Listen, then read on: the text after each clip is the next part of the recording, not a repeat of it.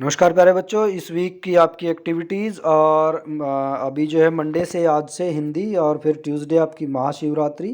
English, Hindi, maths और English. तो एक आपकी मैथ्स की वर्कशीट इस वीक नहीं रहेगी। एक है ना, मैथ्स की एक होंगी, दो हिंदी की होंगी और दो इंग्लिश की होंगी। और इस वीक आपको जो स्टोरीज मिलेंगी ना, वो थोड़ी लंबी हैं, लंबी लंबी कहानियाँ आपको दी गई हैं। तो आपको घबराना नहीं है, ये बहुत आसान कहानियाँ हैं, बहुत इजी हैं। इसको बहुत इंटरेस्ट से आप पढ़ेंगे तो आपको बड़ा मज़ा आने वाला है इनमें। तो देखो, आज की जो है ये कहानी एक कोलंबिया देश की कहानी है। कोलंबिया एक देश है, वहाँ की कहानी है। तो कोलंबिया के घने जंगलों में एक आदमी रहता था जिसे किताबों से बहुत प्यार था। एक आदमी था जिसे किताबों से बहुत ज़्यादा प्यार था, किताबों से बहुत प्यार करता था वो। और उसका नाम था लुइस। नाम क्या था? लुइस। जैसे ही एक किताब ख़त्म होती, वो झट से दूसरी पुस्तक घर ले आता। ठीक है, एक किताब जैसे ही उसने पढ़ी तो फिर फिर वो दोबारा से जा कर के एक नई किताब घर पर ले आता। और जल्द ही उसका पूरा घर किताबों से भर गया। इतनी किताबें हो गई कि पूरा का पूरा घर किताबों से भर गया। उसकी पत्नी है जिसका नाम है डायना, वो उस पर बहुत जो है गुस्सा करती। इतनी किताबों का हम क्या करेंगे? क्या उन्हें भात के साथ खाएंगे? उसकी पत्नी डायना कहती है कि कितनी किताबों का क्या करेंगे, भात के साथ खाएंगे क्या? तो लुइस बहुत देर तक सोचता रहा। फिर उसके दिमाग में एक विचार आया। वो सोच रहा है काफ़ी देर से कि इतनी किताबों का मैं क्या करूं। फिर उसने सोचा कि इसका मैं क्या कर सकता हूं। तो विचार आया। विचार जो आया वो ये आया, मैं इन किताबों को पहाड़ियों के उस पार उन लोगों के लिए ले जाऊंगा जिनके पास कोई किताब नहीं है। उनके पास ले जाऊंगा जिनके पास कोई किताब नहीं, पहाड़ी के दूसरी पार। एक गधे पर मैं ये किताबें ला दूंगा और दूसरे गधे पर खुद सवार हो जाऊंगा। इसके इसके बाद लुइस ने दो हट्टे कट्टे गधे खरीदे। अब लुइस ने क्या किया? दो गधे खरीदे, एक गधा ये और एक गधा ये। और उनके नाम थे अल्फ़ा और बीटा। एक गधे का नाम अल्फ़ा और दूसरे का बीटा। उसने उनकी पीठ पर किताबें लादने के लिए एक क्रेट बनाई। ठीक है, ये है ना, एक क्रेट, ये बनाई। तो किताबें लादने के लिए उसने क्या बनाई? उसने बनाई क्रेट। और उस पर साइन बोर्ड पेंट किया और उस पर लिखा गधों पर सवार पुस्तकालय। ठीक है, उस पर जो साइन बोर्ड लिखा उस पर क्या लिखा? गधों पर सवार पुस्तकालय। और फिर डायना ने कैरेट में पुस्तकें भरी।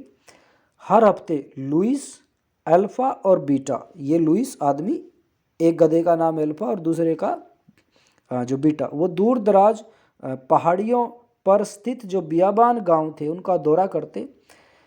इस हफ्ते वे इल टोरमेंटो नाम के गांव में जाएंगे। लुइस सूरज उगने के साथ ही उस गांव की तरफ अपने पुस्तकालय के साथ आगे बढ़ा। पहाड़ी पर चढ़ते वक्त रास्ता एकदम सुनसान हो गया। वहां केवल चिड़ियों की चहचहाहट सुनाई दे रही थी। तभी घुप अंधेरे में से एक डाकू कूदा। सुनसान रास्ता है, जा रहा है, बहुत ज़्यादा अंधेरा, तो एक डाकू कूदता है। डाकू जैसे ही आता है तो लुइस उससे प्रार्थना करता है, कृपया हमें जाने दो। लुइस ने प्रार्थना की कि कृपया हमें जाने दो, बच्चे हमारा इंतजार कर रहे होंगे। अब किताबें देख करके डाकू को और ज़्यादा गुस्सा आ गया, उसका पारा चढ़ गया। वह एक किताब रखकर गुर्रा कर बोला, याद रखो अगली बार मुझे चांदी चाहिए, मुझे चांदी दो, चांदी। तो कहता, अगली बार इस रास्ते से आए ना तो चांदी लेकर के आना, क्या किताबें लेकर के घूम रहा है। उसके बाद फिर चलता फिरता पुस्तकालय आगे बढ़ा और पहाड़ियों को पार करता हुआ और आखिर में जो लुइस है उसको नीचे घर दिखाई दिए। इल टोरेमेंटो के बच्चे लुइस से मिलने के लिए दौड़ पड़े। आज मैं तुम्हारे लिए एक अनूठा उपहार लेकर आया हूँ, उसने कहा। किसने कहा? लुइस ने कहा कि अनूठा उपहार लाया हूँ। और फिर किताबों के ढेर के पीछे लुइस ने मुखौटों का एक बंडल निकाला। और जो मुखौटे थे वो किसके थे? छोटे जानवरों के हैं। सभी मुखौटे छोटे जानवरों के हैं। तुम अपने अपने जो है मुखौटे पहनो और फिर मैं तुम्हें जानवरों की एक कहानी सुनाऊंगा। लुइस बच्चों को कहता है कि जो जानवरों के मुखौटे मैंने आपको दिए हैं सब एक एक पहन लो, फिर मैं आपको जानवरों की कहानी सुनाऊंगा। और कहानी ख़त्म होने के बाद सभी बच्चों ने अपनी अपनी पसंद की एक किताब चुन ली। ठीक है, सबने एक एक किताबें चुन ली। और लुइस से अलविदा कहते हुए बच्चे किताबों को अपने कलेजे से चिपकाए हुए थे। लुइस, अल्फा और बीटा अब ये क्या करते हैं, ये पहाड़ियों को लांघते हुए तमाम जंगल और नाले को पार करते हुए घर वापस पहुंचते हैं। और घर पहुंचकर लुइस ने अपने भूखे गधों को चारा दिया और डायना ने अपने भूखे पति को खाना दिया। और जल्दी सोने के बजाय लुइस ने एक किताब उठाई और उसे देर रात तक पढ़ने लगा। देखो, लुइस यहाँ पर बहुत ज़्यादा थका हुआ है, लेकिन वो ये नहीं कहता कि मैं बहुत थक गया तो मैं तो सो रहा हूँ, लेकिन फिर भी उसने क्या किया, किताब उठाई और एक किताब को वो पढ़ने लगा। तो हमें इससे सीखना चाहिए कि हमें हमेशा ही अपनी किताबों को अपने पास रखना चाहिए और हमें हमेशा ही रोज़ कुछ ना कुछ ज़रूर पढ़ना चाहिए। और इसके बाद देखिए, और कहीं दूर दराज एक पहाड़ी पर रात देर बहुत, है ना, मोमबत्तियाँ और लालटेनें जलती हुई दिखाई देने लगी। उस पहाड़ी पर जहाँ ये किताबें दे करके आए थे, वहाँ पर रात, है ना, देर तक, बहुत देर तक मोमबत्तियाँ और लालटेनें जल रही हैं, क्योंकि वो बच्चे वहाँ पर क्या कर रहे हैं, जो किताबें लुइस ने उनको दी है उनको वो पढ़ रहे हैं। वहाँ भी बच्चे देर रात तक पुस्तकालय से उधार ली गई जो पुस्तकें उनको पढ़ रहे थे, और डाकू भी किताब को सीने से चिपकाए हुए औंधा पड़ा था।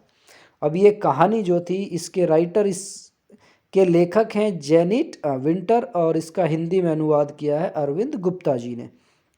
अब देखिए कहानी में क्या है, इस कहानी का कौन सा पात्र आपको सबसे अच्छा लगा, इसमें कौन सा कैरेक्टर था जो आपको सबसे अच्छा लगा। ठीक है, कैरेक्टर कौन कौन थे, एक लुइस की पत्नी है डायना, और दो गधे हैं, एक का नाम एल्फा, एक का नाम बीटा, और एक डाकू है और बच्चे हैं। ठीक है, तो आपको सबसे अच्छा इसमें आपको जो कैरेक्टर लगा, पात्र लगा, वो कौन सा और क्यों लगा, ये आपने लिखना है। और उसकी किन्हीं 5 विशेषताओं के बारे में आपने लिखना है। दूसरी एक्टिविटी है, आप अपने मित्र को कहानी की कौन सी पुस्तक पढ़ने की सलाह देंगे। ठीक है, कहानियों की बहुत सारी होती हैं किताबें, तो आप कौन सी किताब पढ़ने की सलाह अपने दोस्त को देंगे, और उस किताब की किन्हीं 3 विशेषताओं के बारे में लिखना है। तीसरा है, अपनी कक्षा में समूह बनाकर किसी रोचक कहानी, कोई भी रोचक कहानी है उसको हमने चुनना है, और उस कहानी के पात्रों के अनुसार मुखौटे हमने तैयार करने हैं, और कहानी को कक्षा में रोल प्ले के माध्यम से प्रस्तुत करना है। तो ये एक्टिविटी तो हम अपने क्लासरूम में ज़रूर करेंगे, है ना बेटा। आप भी अपने स्कूल में जाइए और अपने क्लासरूम में ज़रूर कीजिए इस एक्टिविटी को, हम अपने स्कूल में इसको ज़रूर करेंगे।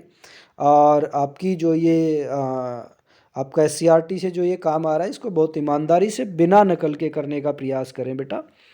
और आपको अगर कुछ भी नहीं समझ में आता है कि, है ना, ये काम कैसे करना है, तो आप अपने टीचर की ज़रूर इसमें आप जो मदद लें बेटा। और स्कूल में भी आप ये एक्टिविटीज़ जा कर के ज़रूर करें, और अपने काम को बहुत ईमानदारी से, बहुत अच्छे से करें। Thank you.